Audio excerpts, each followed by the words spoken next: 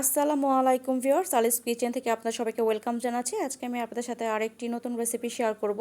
আজকে তৈরি করে দেখাবো ঝরঝরে তেতো ছাড়া করলা ভাজি। আশা করছি রেসিপিটি ভালো লাগবে। আমার এই ভিডিওটি যদি আপনারা A to Z ফলো করেন, আপনারাও বাসায় তেতো ছাড়া এবং ঝরঝরে করলা ভাজি বাসায় তৈরি করে ফেলতে পারবেন।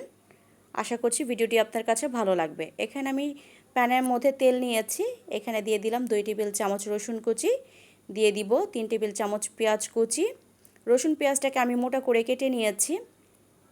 আর দিয়ে দিচ্ছি কাঁচামরিচ ফালি করে 7-8টি। এখানে আপনারা ঝাল যে যেরকম পছন্দ করেন সেটা বুঝে আপনারা এখানে অ্যাড করবেন। দিয়ে এখন আমি রসুন পেঁয়াজ কাঁচামরিচটাকে একটু ভালো করে একটু ভেজে নেব।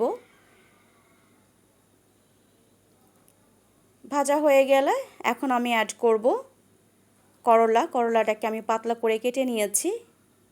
কেটে আমি ধুয়ে নিয়েছি। করলাটাকে এখন আমি দিয়ে দিলাম। চেষ্টা করবেন করলাটাকে পাতলা করে কেটে নেওয়ার জন্য। এখানে আমি দিয়ে দিব হাফ চামচের থেকে অল্প হলুদ গুঁড়ো, দিয়ে আমি আলতো করে নেড়ে দিব।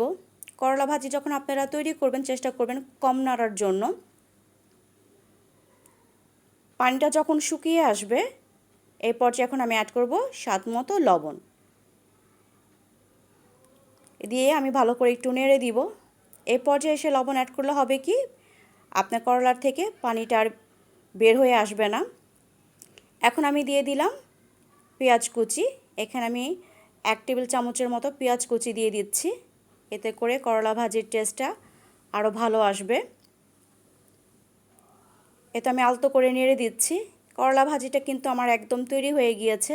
দেখুন কতটা ঝরঝরে হয়েছে। রসুন পেঁয়াজ কোনোটাই কিন্তু গলে যায়নি এবং আমার করলাটা কিন্তু ভালো করে সেদ্ধ হয়ে এসেছে। করলাটাও কিন্তু ঝরঝরে হয়েছে। এই যে আমি নামিয়ে নিয়েছি, করলা ভাজিটা আমার একদম তৈরি হয়ে এসেছে। আশা করছি রেসিপিটি ভালো লাগবে। ভালো লাগলে অবশ্যই আমার চ্যানেলটাকে সাবস্ক্রাইব করে দিবেন। আজকের মতো এখানেই বিদায় নিচ্ছি। আল্লাহ হাফেজ।